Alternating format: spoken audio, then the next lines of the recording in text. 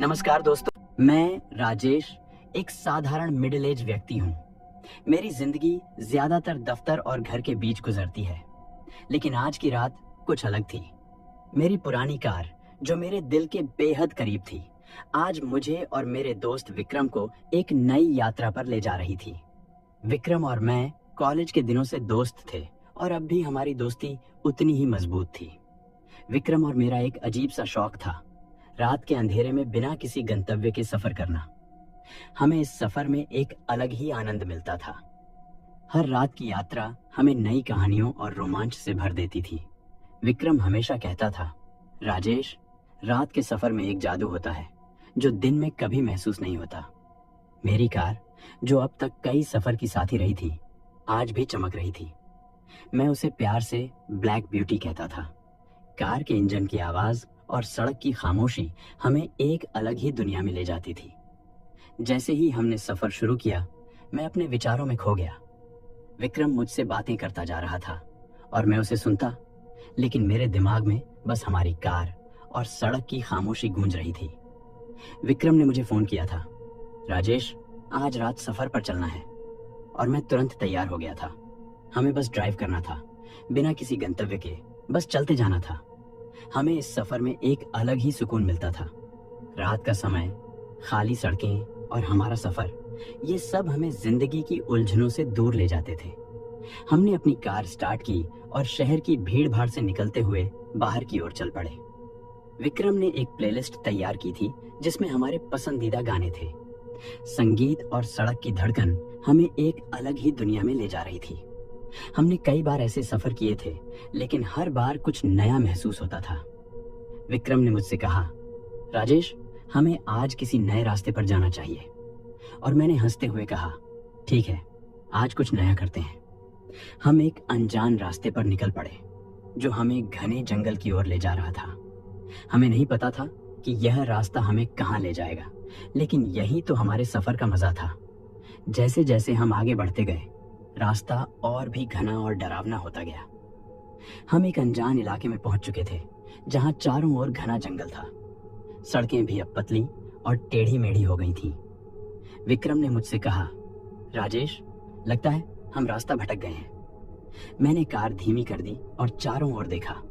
कहीं कोई निशान नहीं था जिससे हमें पता चल सके कि हम कहाँ हैं। चारों ओर घना अंधेरा था और सिर्फ हमारी कार की हेडलाइट्स ही रास्ता दिखा रही थी। हमने कोशिश की कि किसी तरह से सही रास्ता मिल सके, लेकिन सब व्यर्थ था। हमने कार रोक दी और विक्रम ने कहा, राजेश, अब क्या करें? मैं भी उलझन में था। हमें रास्ता समझ नहीं आ रहा था और चारों ओर सिर्फ जंगल ही था। हमने सोचा कि शायद किसी से मदद मिल सके, लेकिन इस घने जंगल में कोई नहीं था। हमारी दिल की धड़कन तेज हो गई थी और हमें समझ नहीं आ रहा था कि क्या करें। हमने फैसला किया कि थोड़ा और आगे बढ़ते हैं, शायद कोई संकेत मिल जाए। लेकिन जैसे जैसे हम आगे बढ़ते गए, अंधेरा और भी गहरा होता गया। हमें समझ आ गया था कि हम एक अनजान और खतरनाक इलाके में फंस चुके हैं। जैसे जैसे हम आगे बढ़ते गए, हमारे पास पेट्रोल कम होने लगा। मैं और विक्रम दोनों ही चिंतित थे कि अगर कहीं बीच रास्ते में ही पेट्रोल खत्म हो गया तो हम और भी मुश्किल में पड़ जाएंगे। तभी हमें दूर एक हल्की सी रोशनी नजर आई। यह एक सुनसान पेट्रोल पंप था, जहां हमने रुकने का फैसला किया। पेट्रोल पंप पर पहुंचते ही मैंने कार रोकी और विक्रम ने कहा, चलो पेट्रोल भरवा लेते हैं और रास्ता भी पूछ लेते हैं। पेट्रोल पंप पर कोई बड़ा बोर्ड नहीं था, केवल एक छोटा सा छप्पर और एक पेट्रोल पंप मशीन खड़ी थी। वहां एक किशोर लड़का खड़ा था जो हमें देख रहा था। मैंने कार का इंजन बंद किया और हम दोनों बाहर निकले। पेट्रोल पंप की हालत देखकर लग रहा था कि ये बहुत पुराना है और शायद ही यहाँ कोई आता हो। वह किशोर कर्मचारी हमारी ओर बढ़ा और बिना कुछ बोले पेट्रोल भरने लगा। उसकी आंखों में एक अजीब सी चमक थी जो मुझे असहज कर रही थी। विक्रम ने मुझसे कहा, राजेश, इसे देखकर तो ऐसा लग रहा है जैसे हम किसी भूतिया कहानी के हिस्से में आ गए हैं। मैंने हंसते हुए कहा, हाँ, सच में, लेकिन हमें अब बस पेट्रोल चाहिए और आगे का रास्ता पूछना है। पेट्रोल भरते ही मैंने उस किशोर से कहा, भाई, हमें आगे का रास्ता नहीं पता, क्या तुम हमें कागज के नक्शे से रास्ता दिखा सकते हो? मेरी बात सुनते ही किशोर ने एक अजीब सी हंसी हंस दी। उसने कहा, आजकल कौन कागज का नक्शा देखता है अंकल? सबके पास फोन है, आप गूगल मैप्स क्यों नहीं देख लेते? विक्रम ने मेरी तरफ देखा और कहा, सही कहा इसने, लेकिन यहाँ नेटवर्क भी तो नहीं आ रहा है। मैंने सोचा कि किशोर का मजाक उड़ाना छोड़कर उससे मदद मांगनी चाहिए। मैंने फिर से कहा, देखो, हमारे फोन में नेटवर्क नहीं है और हमें रास्ता नहीं पता। क्या तुम हमें रास्ता दिखा सकते हो? किशोर ने हमारी बात मान ली और एक पुराना फटा पुराना नक्शा निकाला। उसने नक्शा फैलाया और कहा, आप यहाँ हैं और आपको इस रास्ते से जाना होगा। उसने एक पेड़ की तरफ इशारा करते हुए कहा, इस पेड़ के पास से दाईं ओर मुड़ना और फिर सीधे चलते जाना। विक्रम ने नक्शे को ध्यान से देखा और कहा, क्या यह रास्ता सुरक्षित है? किशोर ने फिर वही अजीब हंसी हंस दी और कहा, यहाँ कुछ भी सुरक्षित नहीं है अंकल, लेकिन आपके पास और कोई रास्ता भी तो नहीं है। उसकी बात सुनकर मुझे एक बार फिर असहजता महसूस हुई, लेकिन हमारे पास कोई और विकल्प नहीं था। जैसे ही हमने नक्शा लिया और अपनी कार की ओर बढ़े, मैंने देखा कि वह किशोर हमें लगातार घूरे जा रहा था। उसकी निगाहें हमें छोड़ने का नाम नहीं ले रही थी। विक्रम ने भी ये बात नोटिस की और कहा, राजेश, ये लड़का कुछ अजीब है, चलो यहाँ से जल्दी निकलते हैं। मैंने कार स्टार्ट की और हम आगे बढ़ने लगे, लेकिन मेरी निगाहें बार बार पीछे मुड़कर उस किशोर की ओर जा रही थी। उसकी आंखों में एक अजीब सी चमक थी जो मुझे और भी डरावनी लग रही थी। जैसे ही हम पेट्रोल पंप से दूर होने लगे, मैंने विक्रम से कहा, क्या तुम्हें भी वह लड़का अजीब लगा? विक्रम ने सिर हिलाते हुए कहा, हाँ बिल्कुल। उसकी हंसी और वह हमें घूरना, ये सब बहुत ही अजीब था। मैंने भी हामी भरी और कहा, लेकिन अब हम आगे बढ़ चुके हैं, हमें बस इस रास्ते पर ध्यान देना होगा। हमने उस पेड़ के पास से दाईं ओर मुड़कर आगे का सफर जारी रखा, लेकिन उस किशोर का चेहरा और उसकी बातें मेरे दिमाग में घूम रही थीं। उसकी अजीब हरकतें और उसकी निगाहें हमें कुछ अलग ही संदेश दे रही थीं। मुझे लगा कि इस सफर में हमें कुछ और भी अजीब अनुभव होने वाला है। जैसे जैसे हम आगे बढ़ते गए, मेरी दिल की धड़कन तेज हो गई थी। हमने उस घने जंगल के रास्ते को अपनाया जो किशोर ने हमें बताया था। रास्ता बेहद सुनसान था और चारों ओर केवल अंधेरा ही अंधेरा था। सड़क की पटरी से झांकते पेड़ हमें और भी डरावने लग रहे थे। मैं और विक्रम चुपचाप बैठे हुए थे। केवल कार के इंजन की आवाज हमारे बीच की खामोशी को तोड़ रही थी। अचानक हमारी हेडलाइट की रोशनी में कुछ चमकता हुआ दिखाई दिया। मैंने ध्यान से देखा तो एक अजनबी महिला सड़क के बीचों बीच खड़ी थी। उसने सफेद साड़ी पहन रखी थी और उसकी आंखों में एक अजीब सी चमक थी। मैं हड़बड़ाया और तुरंत ब्रेक लगाया। विक्रम ने भी उस महिला को देखा और चौंकते हुए कहा, राजेश, ये कौन है और यहाँ क्या कर रही है? हमारी कार धीमी हो गई और हम उस महिला के पास पहुंच गए। वह अब भी उसी जगह पर खड़ी थी, बिना हिले डुले, बस हमें घूरे जा रही थी। उसकी निगाहें हमारे दिल को चीर रही थीं और मुझे लगा कि कुछ गलत होने वाला है। विक्रम ने खिड़की खोलकर उससे पूछा, माम, आप यहाँ क्या कर रही हैं? क्या आपको मदद चाहिए? महिला ने कोई जवाब नहीं दिया, बस हमें घूरती रही। उसकी खामोशी और अजीब बर्ताव ने हमारी धड़कनें और भी तेज कर दी। मैंने विक्रम से कहा, यार, कुछ गड़बड़ है, हमें यहाँ से निकलना चाहिए। मैंने कार को आगे बढ़ाने की कोशिश की, लेकिन इंजन ने अचानक बंद कर दिया। कार अब स्टार्ट नहीं हो रही थी। मैंने कई बार कोशिश की, लेकिन सब व्यर्थ था। विक्रम ने घबराते हुए कहा, राजेश, ये क्या हो रहा है? कार क्यों नहीं चल रही? मैंने कार से बाहर निकलकर इंजन की जांच करने का फैसला किया। विक्रम भी मेरे साथ बाहर आया। हम दोनों ही असहज महसूस कर रहे थे और उस महिला की अजीब निगाहें हमें और भी डरावनी लग रही थी। हमने इंजन की जांच की, लेकिन कुछ समझ नहीं आया। सब कुछ ठीक लग रहा था, फिर भी कार स्टार्ट नहीं हो रही थी। विक्रम ने कहा, राजेश, हमें इस महिला से बात करनी चाहिए, शायद वह कुछ जानती हो। हमने उसकी ओर देखा, लेकिन अब वह वहां नहीं थी। वह महिला गायब हो चुकी थी, जैसे कि हवा में विलीन हो गई हो। हमने चारों ओर देखा, लेकिन उसका कहीं भी नामो निशान नहीं था। मैंने विक्रम से कहा, यह बहुत ही अजीब है, वह महिला कहाँ चली गई? हमें तो कुछ पता ही नहीं चला। विक्रम ने भी हामी भरी और कहा, हमें अब और सावधान रहना होगा। ये जगह बिल्कुल भी सुरक्षित नहीं लग रही है। जैसे जैसे हम इस स्थिति को समझने की कोशिश कर रहे थे, हमें एक अजीब सी आवाज सुनाई देने लगी। यह एक धीमी लेकिन स्पष्ट फुसफुसाहट थी जो हमारे आसपास गूंज रही थी। मैंने और विक्रम ने चारों ओर देखा, लेकिन हमें कुछ नजर नहीं आया। यह आवाज किसी और ही दुनिया की लग रही थी। विक्रम ने मुझसे कहा, राजेश, मुझे लग रहा है कि यहाँ कुछ अलौकिक हो रहा है। हमें यहाँ से जल्दी निकलना होगा। मैंने भी सहमति जताई, लेकिन कार अब भी स्टार्ट नहीं हो रही थी। हम दोनों ही असहाय महसूस कर रहे थे और हमारी दिल की धड़कनें तेज हो रही थी। अचानक हमें एक ठंडी हवा का झोंका महसूस हुआ जो हमारे चेहरे को छूकर गुजर गया।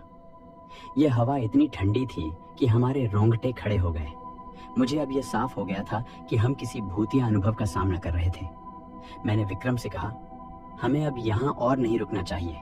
चलो पैदल ही आगे बढ़ते हैं और मदद की तलाश करते हैं। हमने अपनी कार छोड़ दी और सड़क पर पैदल ही आगे बढ़ने लगे। चारों ओर अंधेरा और खामोशी थी और हमें हर कदम पर यह महसूस हो रहा था कि कोई हमें देख रहा है। हमारी सांसें तेज हो रही थीं और दिल की धड़कनें हमें साफ सुनाई दे रही थीं। हमारी कार अब भी वहीं खड़ी थी और हमने पैदल ही रास्ता तलाशने का निर्णय लिया। विक्रम और मैं दोनों ही चिंतित थे, लेकिन हमारे पास और कोई विकल्प नहीं था। हमने धीरे धीरे चलना शुरू किया, लेकिन यह रास्ता हमें और भी गहरे जंगल में ले जा रहा था। अंधेरा बढ़ता जा रहा था और हमें रास्ता समझ नहीं आ रहा था। जंगल की घनी झाड़ियों और पेड़ों के बीच से गुजरते हुए हमें हर कदम पर यह एहसास हो रहा था कि हम कहीं खो गए हैं। मैंने विक्रम से कहा, यार, ऐसा लग रहा है कि हम और भी गहरे जंगल में फंस गए हैं। हमें वापस कार की ओर जाना चाहिए। विक्रम ने हामी भरते हुए कहा, हाँ, शायद यही सही रहेगा। हमने वापस मुड़ने का फैसला किया, लेकिन हमें अब वह रास्ता भी नहीं मिल रहा था जिससे हम आए थे। चारों ओर घना अंधेरा था और रास्ता हमें बिल्कुल भी समझ नहीं आ रहा था। हर कदम पर ऐसा लग रहा था कि हम और भी गहरे जंगल में जा रहे हैं। हमारी घबराहट बढ़ती जा रही थी और हमें समझ नहीं आ रहा था कि क्या करें। विक्रम ने कहा, राजेश, हमें किसी तरह से मदद की जरूरत है। हमें यहाँ से जल्दी निकलना होगा। मैंने भी उसकी बात से सहमति जताई और कहा, लेकिन हमें रास्ता ही नहीं मिल रहा। ये जंगल हमें और भी उलझा रहा है। जैसे ही हम वापस कार की ओर लौटे, हमें कार के अंदर से अजीब सी आवाजें सुनाई देने लगीं। ये आवाजें किसी के फुसफुसाने जैसी थीं, जो हमारे रोंगटे खड़े कर रही थीं। मैंने विक्रम से कहा, क्या तुमने भी ये आवाजें सुनी? विक्रम ने सिर हिलाते हुए कहा, हाँ, यह आवाजें बहुत ही डरावनी हैं। हमें यह समझ नहीं आ रहा कि यह सब क्या हो रहा है। हमने कार के अंदर झांक कर देखा, लेकिन वहां कोई नहीं था। फिर भी वह रहस्यमयी आवाजें बंद नहीं हुई। हमें ऐसा लग रहा था कि कोई अदृश्य शक्ति हमारे साथ खेल रही है। विक्रम ने कहा, राजेश, हमें यहाँ से जल्दी निकलना होगा। ये जगह बिल्कुल भी सुरक्षित नहीं है। जैसे ही हम कार में बैठे, कार के दरवाजे खुद ब खुद बंद हो गए और इंजन अचानक स्टार्ट हो गया। ये देखकर हमारी हालत और भी खराब हो गई। हमने तुरंत कार को स्टार्ट करने की कोशिश की, लेकिन इंजन फिर से बंद हो गया। हमने महसूस किया कि कुछ अलौकिक हो रहा है और हमें अब यहाँ से जल्दी निकलना होगा। कार के अंदर ही अंदर अजीब चीजें घटने लगीं। हेडलाइट्स खुद ब खुद जलने और बुझने लगी और स्टीयरिंग व्हील अपने आप घूमने लगा। हमें अब साफ हो गया था कि यह सफर हमारे लिए आसान नहीं होगा। विक्रम ने कहा, राजेश, हमें किसी तरह से अपने को सुरक्षित करना होगा। ये जगह बहुत ही डरावनी है। हमने एक दूसरे की तरफ देखा और सोचा कि हमें अपने को सुरक्षित रखने के लिए क्या करना चाहिए। विक्रम ने कहा, राजेश, मेरे दादाजी ने मुझे बताया था कि जब भी किसी भूतिया स्थिति का सामना करना पड़े तो हमें भगवान का ध्यान करना चाहिए। मैंने उसकी बात से सहमति जताई और कहा, हाँ, हमें यही करना चाहिए। हमने कार के अंदर ही भगवान का ध्यान करना शुरू किया। हमने मन ही मन प्रार्थना की और भगवान से मदद की गुहार लगाई। धीरे धीरे हमारी दिल की धड़कनें शांत होने लगीं और हमें थोड़ा सुकून मिला। हमने महसूस किया कि यह उपाय हमें कुछ हद तक सुरक्षित रख सकता है। विक्रम ने कहा, राजेश, हमें अब और भी सतर्क रहना होगा। यह जगह बिल्कुल भी सुरक्षित नहीं है। हमें हर कदम पर सावधान रहना होगा। मैंने उसकी बात मानी और कहा, हाँ, अब हमें हर कदम सोच समझ कर ही उठाना होगा। हमने अपनी कार को फिर से स्टार्ट करने की कोशिश की और इस बार इंजन चल पड़ा। हमने चैन की सांस ली और कार को धीरे धीरे आगे बढ़ाया। हमें अब भी रास्ता नहीं पता था, लेकिन हमने ठान लिया था कि हम किसी भी हालत में यहाँ से निकलेंगे। जैसे ही हम आगे बढ़ने लगे, हमें फिर से वह अजीब आवाजें सुनाई देने लगी, लेकिन इस बार हमने डरने की बजाय भगवान का ध्यान करते हुए आगे बढ़ने का फैसला किया। जैसे ही हम आगे बढ़ रहे थे, जंगल की अंधेरी सड़कों पर हमें अजीब अजीब सी चीजें महसूस होने लगी। कार की हेडलाइट्स के अलावा कहीं और रोशनी नहीं थी और हर तरफ अंधकार फैला हुआ था। हमें अब यह स्पष्ट हो गया था कि इस जंगल में कुछ अलौकिक शक्तियां मौजूद हैं।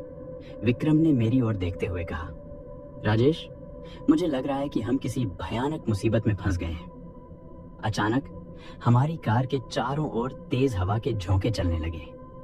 पेड़ की शाखाएं इतनी जोर से हिलने लगीं कि ऐसा लग रहा था जैसे वे हमारी कार को तोड़ने की कोशिश कर रही हों। हमने कार की खिड़कियां बंद कर लीं, लेकिन हमारी दिल की धड़कनें तेज हो गईं। हवा की आवाजों के साथ साथ हमें कुछ फुसफुसाहटें भी सुनाई देने लगीं, जो बहुत ही डरावनी थीं। विक्रम ने घबराते हुए कहा, राजेश, हमें यहाँ से जल्दी निकलना होगा। ये जगह बिल्कुल भी सुरक्षित नहीं है।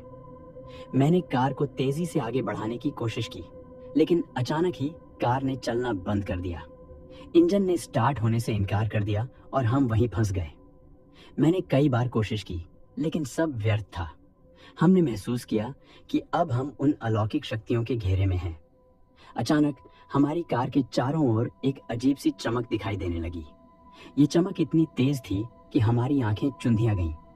हमें अब समझ नहीं आ रहा था कि यह सब क्या हो रहा है। हमने भगवान का ध्यान करना शुरू किया, लेकिन वह चमक धीरे धीरे हमारी ओर बढ़ने लगी। जैसे ही वह चमक हमारी कार के पास पहुंची, हमने देखा कि वहां चारों ओर आत्माएं और भूत दिखाई देने लगे। यह दृश्य इतना भयानक था कि हम कांप उठे। उन आत्माओं की आंखों में गुस्सा और दुख की झलक थी। उनकी शक्लें इतनी डरावनी थीं कि हमें अपने दिल की धड़कनें तेज होती महसूस हो रही थीं। विक्रम ने घबराते हुए कहा, राजेश, ये सब क्या हो रहा है? हमें यहाँ से किसी भी तरह निकलना होगा। मैंने भी उसकी बात से सहमति जताई, लेकिन हमारे पास कोई रास्ता नहीं था। हमने देखा कि एक आत्मा हमारी कार के पास आ रही थी। उसकी आंखों में एक अजीब सी चमक थी और वह हमारी ओर हाथ बढ़ा रही थी। मैंने विक्रम से कहा, हमें भगवान का ध्यान करना चाहिए, शायद इससे हमें कुछ मदद मिले। हम दोनों ने मन ही मन प्रार्थना शुरू की, लेकिन वह आत्मा हमारी ओर बढ़ती रही। उसके चेहरे पर एक डरावनी मुस्कान थी, जो हमें और भी भयानक लग रही थी। उसने अपने हाथ हमारी खिड़की पर रखे और जोर से हिलाने लगी। हमने अपनी खिड़कियां बंद कर रखी थी, लेकिन वह आत्मा इतनी ताकतवर थी कि उसकी पकड़ से खिड़कियां हिलने लगीं। हमें अब यह साफ हो गया था कि यह स्थिति बहुत ही गंभीर है और हमें किसी भी तरह से इससे बाहर निकलना होगा। विक्रम ने कहा, राजेश, हमें बाहर निकलना होगा, शायद पैदल ही हमें कोई रास्ता मिल जाए। हमने कार के दरवाजे खोले और बाहर निकले। जैसे ही हमने बाहर कदम रखा, हमें चारों ओर से आत्माएं घेरने लगीं। उनकी भयानक शक्लें और उनकी फुसफुसाहटें हमें और भी डरावनी लग रही थीं। हमने जल्दी जल्दी कदम बढ़ाए और जंगल के अंदर दौड़ने लगे। हमने जंगल के अंदर दौड़ते हुए अपने आप को बचाने की कोशिश की। चारों ओर अंधेरा था और हमें रास्ता समझ नहीं आ रहा था। आत्माएं अब भी हमारे पीछे थीं और उनकी फुसफुसाहटें हमारे कानों में गूंज रही थीं। हमारी सांसें तेज हो रही थीं और दिल की धड़कनें बढ़ती जा रही थीं। हमने महसूस किया कि यह हमारी जिंदगी की सबसे भयानक रात है। विक्रम ने कहा, राजेश, हमें यहाँ से किसी भी हालत में बाहर निकलना होगा। हमें अपने आप को सुरक्षित रखना होगा। मैंने भी उसकी बात मानी और हम दोनों ने दौड़ते हुए भगवान का ध्यान करना शुरू किया। हमने महसूस किया कि यह हमें कुछ हद तक सुकून दे रहा था और हमारी हिम्मत बढ़ रही थी। हमने देखा कि जंगल के बीच में एक छोटी सी झोपड़ी दिखाई दे रही थी। हमने तुरंत उस ओर भागना शुरू किया। जैसे ही हम झोपड़ी के पास पहुंचे, हमने दरवाजा खटखटाया। अंदर से एक बूढ़ा आदमी बाहर निकला। उसकी आंखों में एक अजीब सी चमक थी और उसने हमें ध्यान से देखा। हमने उसे अपनी सारी कहानी सुनाई और मदद की गुहार लगाई। बूढ़े आदमी ने हमें अंदर आने दिया और कहा, तुम दोनों बहुत ही हिम्मत वाले हो। ये जंगल बहुत ही खतरनाक है और यहाँ अलौकिक शक्तियों का वास है। हमने उसकी बातें ध्यान से सुनी और उसने हमें कुछ उपाय बताए जिनसे हम अपने आप को सुरक्षित रख सकते थे। उसने हमें भगवान का ध्यान करने और अपनी हिम्मत बनाए रखने को कहा। हमने उसकी बातों का पालन किया और झोपड़ी के अंदर ही रात बिताई। हमने महसूस किया कि उसकी मदद से हमें कुछ हद तक सुकून मिला था। हमने तय किया कि अगली सुबह हम इस जंगल से बाहर निकलने की कोशिश करेंगे। सुबह की पहली किरणों के साथ ही हमने झोपड़ी से बाहर कदम रखा। बूढ़े आदमी ने हमें रात भर की सुरक्षा प्रदान की थी, लेकिन अब हमें अपने सफर को आगे बढ़ाना था। हमने उसके प्रति कृतज्ञता व्यक्त की और पूछा कि क्या वह हमें इस जंगल के बारे में कुछ और बता सकता है। बूढ़े आदमी ने एक गहरी सांस ली और हमें बैठने का इशारा किया। इस जंगल में कई रहस्य छिपे हुए हैं, बूढ़े आदमी ने कहा। यहाँ के पेड़, यह हवा, सब कुछ एक पुरानी कहानी से जुड़ा हुआ है। उसकी आंखों में एक अजीब सी चमक थी जब उसने हमें यह बताया। हमने ध्यान से उसकी बात सुनी और उसने हमें एक पुरानी किताब दी जिसमें उस इलाके के बारे में जानकारी थी। हमने वह किताब खोली और पढ़ना शुरू किया। उसमें लिखा था कि यह इलाका एक समय में एक समृद्ध और खुशहाल गांव था, लेकिन कुछ साल पहले यहाँ एक भयानक हादसा हुआ था जिसने इस गांव को तबाह कर दिया। गांव के प्रमुख ने किसी गलत व्यक्ति को नाराज कर दिया था, जिसके कारण उस पर श्राप लगा दिया गया था। इस श्राप के कारण गांव में भूत प्रेत का बसेरा हो गया और गांव के लोग धीरे धीरे गायब होने लगे। हमने महसूस किया कि यह इलाका किसी पुराने रहस्य से जुड़ा हुआ है और हमें इसे समझने के लिए और भी जानकारी चाहिए। हमने बूढ़े आदमी से पूछा, क्या आप हमें और भी जानकारी दे सकते हैं? उसने सिर हिलाते हुए कहा, तुम्हें इस इलाके के कुछ खास जगहों पर जाना होगा जहां तुम्हें इस रहस्य का और भी खुलासा मिलेगा। हमने बूढ़े आदमी की बात मानी और उसके द्वारा बताई गई जगहों पर जाने का फैसला किया। वह जगह इस रहस्य के पन्नों को खोलने में हमारी मदद कर सकती थी। पहली जगह एक पुराना मंदिर था जो अब खंडहर में बदल चुका था। हमने अपनी कार को चलाते हुए उस मंदिर की ओर रुख किया। मंदिर की हालत बहुत ही खराब थी। चारों ओर जंगली झाड़ियां और टूटे हुए स्तंभ थे। मंदिर के अंदर कदम रखते ही हमें एक अजीब सी ऊर्जा महसूस हुई। ऐसा लग रहा था जैसे किसी ने हमारी हरकतों पर नजर रखी हो। हमने मंदिर के अंदर के पत्थरों पर लिखी हुई बातें पढ़नी शुरू की। उनमें लिखा था कि इस गांव के प्रमुख ने एक शक्तिशाली तांत्रिक की मदद से अपने दुश्मनों को हराने की कोशिश की थी, लेकिन वह तांत्रिक ने उसे धोखा दिया और गांव पर श्राप लगा दिया। तांत्रिक ने एक भयानक अनुष्ठान किया था जिसके कारण गांव में भूत प्रेतों का आगमन हो गया। इस अनुष्ठान की वजह से गांव के लोग धीरे धीरे गायब होने लगे और गांव वीरान हो गया। मंदिर की दीवारों पर बने चित्रों में इस अनुष्ठान का विवरण था जो बहुत ही डरावना था। हमें अब यह समझ आ गया था कि इस इलाके के भूत प्रेतों का कारण यह श्राप था। हमने वहां से दूसरी जगह का रुख किया जो एक पुराना कुआं था।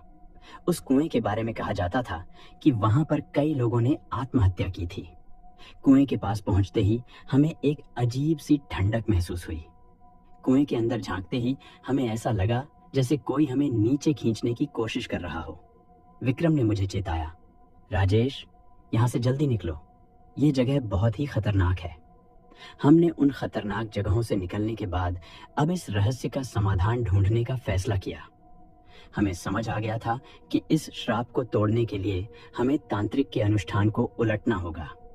हमने बूढ़े आदमी से इस बारे में पूछा और उसने हमें एक प्राचीन विधि के बारे में बताया जिससे इस श्राप को समाप्त किया जा सकता था। उसने हमें कुछ जड़ी बूटियां और मंत्र बताए जिनका हमें इस्तेमाल करना था। हमने उन जड़ी बूटियों को इकट्ठा किया और उन मंत्रों का अभ्यास किया। हमें इस बात का डर था कि इस प्रक्रिया में हमें भूत प्रेतों का सामना करना पड़ सकता है, लेकिन हमने ठान लिया था कि हम इस श्राप को समाप्त करके ही दम लेंगे। हमने उस जगह का रुख किया जहां तांत्रिक ने अनुष्ठान किया था। वहां पहुंचते ही हमने जड़ी बूटियों को जलाया और मंत्रों का जाप करना शुरू किया। हमें चारों ओर से अजीब अजीब सी आवाजें सुनाई देने लगीं, लेकिन हमने अपना ध्यान भटकने नहीं दिया। धीरे धीरे हमें महसूस हुआ कि वातावरण बदल रहा है और वह अजीब ऊर्जा गायब हो रही है। जैसे ही हमने अंतिम मंत्र का उच्चारण किया, चारों ओर एक तेज रोशनी फैली और हमने महसूस किया कि वह श्राप समाप्त हो गया है। हमें अब एक अजीब सी शांति महसूस हो रही थी। हमने महसूस किया कि हमारी मेहनत सफल हुई और अब यह जंगल सुरक्षित हो गया है। हमने बूढ़े आदमी का धन्यवाद किया और वहां से निकलकर अपने सफर को समाप्त करने का फैसला किया। जंगल के अंधेरे से बाहर निकलने के बाद हमने महसूस किया कि हमने जो भी देखा और अनुभव किया वह वास्तविक था। यह सब कोई कल्पना नहीं थी। अब हमें इस सच्चाई का सामना करना था और इस रहस्य को पूरी तरह समझना था। बूढ़े आदमी ने हमें जो भी जानकारी दी थी वह केवल आधी सच्चाई थी। हमें बाकी सच्चाई का पता लगाने के लिए और भी गहराई में जाना था। हमने अपनी कार को फिर से चलाना शुरू किया और बूढ़े आदमी के बताए हुए दूसरी जगहों की ओर बढ़े। हमें अब पूरी तरह से समझ में आ चुका था कि इस जंगल में छिपे रहस्यों का खुलासा करना ही हमारा एकमात्र उद्देश्य है। हम दोनों ने इस पर सहमति जताई कि हमें पूरी सच्चाई का सामना करना होगा, चाहे इसके लिए हमें कितनी भी मुश्किलों का सामना करना पड़े। जंगल की सड़कों पर चलते हुए हमें कई संकेत मिलते गए जो हमें सच्चाई के करीब ले जा रहे थे। रास्ते में हमें कई पुराने मंदिर, टूटे हुए मकान और वीरान इलाके दिखाई दिए। इन जगहों पर हमने महसूस किया कि यहाँ कुछ भयानक घटनाएं घटी थीं। इन सभी संकेतों ने हमें उस पुरानी कहानी के सच की ओर इशारा किया जो हमें बूढ़े आदमी ने बताई थी। हमने सोचा कि इस श्राप को समाप्त करने के बाद भी हमें कुछ न कुछ बाकी रह गया है। शायद यह जगह पूरी तरह से शुद्ध नहीं हुई है। हमने अब यह ठान लिया था कि हमें इस सच्चाई का पूरी तरह से सामना करना होगा और इस रहस्य को सुलझाना होगा। हमने हर एक जगह पर जाकर वहां के निशानों का अध्ययन किया और यह पाया कि यह सब तांत्रिक के किए गए अनुष्ठान का ही परिणाम है। जब हम इस सच्चाई को समझने की कोशिश कर रहे थे, तभी हमें एक अजीब सी आवाज सुनाई दी। यह आवाज पहले से कहीं अधिक भयानक और तीव्र थी। हमें महसूस हुआ कि यह आवाज हमारे पास आ रही है। हमने अपनी कार को रोककर उस आवाज की दिशा में चलना शुरू किया। धीरे धीरे वह आवाज और भी तेज हो गई और हमें एक पुरानी हवेली के पास पहुंचा दिया। हवेली के अंदर घुसते ही हमें महसूस हुआ कि हम अब अंतिम मुठभेड़ की ओर बढ़ रहे हैं। अंदर का वातावरण बहुत ही डरावना और भयानक था। चारों ओर अजीब सी चमक और परछाइयां दिख रही थीं। हमने देखा कि हवेली के अंदर एक बड़े हॉल के बीचों बीच एक अजीब सा गोल चक्कर था जिसमें कुछ लिखा हुआ था। जैसे ही हम उसके पास पहुंचे, अचानक से चारों ओर एक तेज रोशनी फैल गई और हमने देखा कि वहां भूतिया शक्तियां प्रकट हो गईं। विक्रम ने घबराते हुए कहा, राजेश, यह सब क्या हो रहा है? हमें अब क्या करना चाहिए? मैंने उसे शांत किया और कहा, विक्रम, हमें अब इन शक्तियों का सामना करना होगा। हमें अपने डर को काबू में रखना होगा और इस मुठभेड़ से बचने का रास्ता निकालना होगा। हमने महसूस किया कि वह भूतिया शक्तियां हमें घेरने लगी और हम पर हमला करने की कोशिश करने लगी। हमने अपने चारों ओर एक सुरक्षा घेरा बनाया और उन शक्तियों का मुकाबला करना शुरू किया। हमें यह समझ आ गया था कि यह अंतिम मुठभेड़ बहुत ही भयानक और चुनौतीपूर्ण होगी। हमने अपने साहस को बनाए रखा और उन शक्तियों का सामना करने के लिए तैयार हो गए। अब हमारे सामने एक निर्णायक संघर्ष की स्थिति थी। हमें अपने डर और इन भूतिया शक्तियों से लड़ना था। हमने अपने मन को मजबूत किया और भगवान का ध्यान करना शुरू किया। हमने उन जड़ी बूटियों और मंत्रों का इस्तेमाल किया जो बूढ़े आदमी ने हमें दिए थे। हमने देखा कि हमारे चारों ओर की ऊर्जा बदल रही है और उन भूतिया शक्तियों पर इसका असर हो रहा है। उन शक्तियों ने हमें डराने की कोशिश की, लेकिन हमने अपने विश्वास को कमजोर नहीं होने दिया। हमने एक एक करके उन पर हमला किया और उन्हें कमजोर करने की कोशिश की। हमारे मन में अब कोई डर नहीं था, केवल हिम्मत और साहस था। हमने महसूस किया कि यह संघर्ष हमारे जीवन का सबसे बड़ा संघर्ष है और हमें इसमें जीतना ही होगा। विक्रम और मैंने मिलकर उन भूतिया शक्तियों का सामना किया और धीरे धीरे उन्हें कमजोर करना शुरू किया। हमने हर मंत्र का सही इस्तेमाल किया और अपने विश्वास को बनाए रखा। हमें महसूस हुआ कि हमारी मेहनत और विश्वास हमें सफलता की ओर ले जा रहे हैं। आखिरकार उन भूतिया शक्तियों ने हार मान ली और हमें छोड़ दिया। हमने एक गहरी सांस ली और महसूस किया कि हमने इस भयानक संघर्ष को जीत लिया है। हमने अपनी जीत का जश्न मनाया और भगवान का धन्यवाद किया। हमें अब यह समझ आ गया था कि हमारे साहस और विश्वास ने हमें इस भयानक स्थिति से बाहर निकाला है। हमने इस सच्चाई का सामना किया और इसे जीत लिया। हमने अपनी कार में वापस बैठकर उस जंगल से बाहर निकलने का फैसला किया और अपनी जीत का जश्न मनाते हुए वापस लौटने लगे। हमारी जीत के बाद हमने निर्णय लिया कि अब हमें इस जंगल से जल्द बाहर निकलना चाहिए। हमने अपनी कार में बैठकर रास्ता ढूंढने की कोशिश की, लेकिन रात का अंधेरा और जंगल की घनी झाड़ियां हमारे लिए एक बड़ी चुनौती साबित हो रही थी। हमारी कार की हेडलाइट्स अंधेरे को चीरते हुए भी बहुत दूर तक रोशनी नहीं कर पा रही थी। विक्रम ने मुझसे कहा, राजेश, हमें यहाँ से निकलने का कोई सुरक्षित रास्ता ढूंढना होगा। ये जगह अब भी बहुत डरावनी है और हमें जल्द से जल्द यहाँ से बाहर निकलना होगा। मैंने उसकी बात से सहमति जताई और कार को सावधानी पूर्वक चलाना शुरू किया। हमने धीरे धीरे आगे बढ़ते हुए जंगल के बाहर निकलने की कोशिश की, लेकिन जैसे जैसे हम आगे बढ़ रहे थे, हमें महसूस हो रहा था कि यह जंगल हमें बाहर जाने नहीं दे रहा। हमारे रास्ते में लगातार अजीब अजीब सी घटनाएं हो रही थी। कभी कार के इंजन में अजीब सी आवाजें आने लगती, तो कभी हमारी कार अपने आप रुक जाती। हमें लग रहा था कि यहाँ कुछ और भी रहस्य छिपे हुए हैं, जिन्हें हमने अभी तक नहीं समझा है। हमारे चारों ओर की घनी झाड़ियों और पेड़ों के बीच से अजीब अजीब सी आवाजें आ रही थीं। ऐसा लग रहा था कि कोई हमें देख रहा हो और हमें यहाँ से बाहर नहीं जाने देना चाहता। विक्रम ने घबराते हुए कहा, राजेश, हमें जल्दी से जल्दी यहाँ से बाहर निकलना होगा। ये जगह बहुत ही खतरनाक है। हमने अपनी गति बढ़ाने की कोशिश की, लेकिन हर बार कुछ न कुछ अड़चन आ जाती। कार के टायर गड्ढों में फंस जाते या फिर कोई बड़ा पेड़ रास्ता रोक देता। हम दोनों ने अपनी सारी शक्ति और साहस को इकट्ठा करके इन अड़चनों का सामना किया और कार को आगे बढ़ाने की कोशिश की। हमें अब यह समझ आ रहा था कि यह जंगल हमें अपने कब्जे में लेना चाहता है और हमें इसे हर हाल में हराना होगा।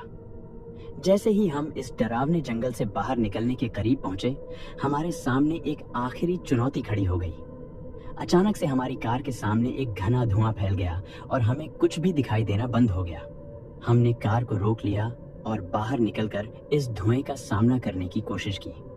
यह धुआं बहुत ही रहस्यमयी और भयानक था, जिसमें से अजीब अजीब सी परछाइयां निकल रही थीं। हमने महसूस किया कि यह हमारी अंतिम मुठभेड़ है। हमें अब इस आखिरी चुनौती का सामना करना होगा और इसे हराना होगा। हमने अपनी सारी हिम्मत जुटाई और उस धुएं के बीच से रास्ता निकालने की कोशिश की। जैसे ही हम आगे बढ़े, हमें महसूस हुआ कि यह धुआं हमारी समझ और सोच को बदलने की कोशिश कर रहा है। विक्रम ने मुझसे कहा, राजेश, यह धुआं बहुत ही खतरनाक है। हमें इसे हर हाल में पार करना होगा, नहीं तो हम यहाँ हमेशा के लिए फंस जाएंगे। मैंने उसकी बात सुनी और अपने दिमाग को शांत रखने की कोशिश की। हमें अब समझ आ गया था कि यह धुआं हमारी मानसिकता को बदलने की कोशिश कर रहा है और हमें इसे हराना होगा। हमने अपने चारों ओर की परछाइयों का सामना किया और उन पर छिपे हुए रहस्यों को समझने की कोशिश की। हमें यह भी समझ आ गया कि यह धुआं उसी तांत्रिक की आखिरी चाल है जिसने इस जंगल को श्रापित किया था। हमें अब इस धुएं का समाधान ढूंढना था और इसे समाप्त करना था। हमने अपनी सारी शक्ति और साहस को इकट्ठा करके उस धुएं के बीच से रास्ता निकालने की कोशिश की। हमने भगवान का ध्यान किया और अपने विश्वास को मजबूत रखा। हमें महसूस हुआ कि हमारी मेहनत और विश्वास हमें सफलता की ओर ले जा रहे हैं। धीरे धीरे वह धुआं कम होने लगा और हमें रास्ता दिखाई देने लगा। जैसे ही हमने उस धुएं का सामना किया और उसे पार किया, हमारे सामने साफ और खुला रास्ता दिखाई दिया। हमने राहत की सांस ली और अपनी कार में वापस बैठकर उस रास्ते पर चलने लगे। हमें अब यह समझ आ गया था कि हमने इस भयानक जंगल और उसके रहस्यों का सामना कर लिया है और हमें इससे बाहर निकलने का रास्ता मिल गया है। हमने एक दूसरे की ओर देखा और महसूस किया कि हमने इस सफर में बहुत कुछ सीखा है। हमने अपनी हिम्मत और विश्वास के बल पर इन भयानक परिस्थितियों का सामना किया और उन्हें हराया। अब हमें अपनी जीत का एहसास हो रहा था और हमने अपनी कार को तेजी से चलाकर उस जंगल से बाहर निकलने का फैसला किया। जंगल से बाहर निकलते ही हमें एक नई सुबह की किरणें दिखाई दी।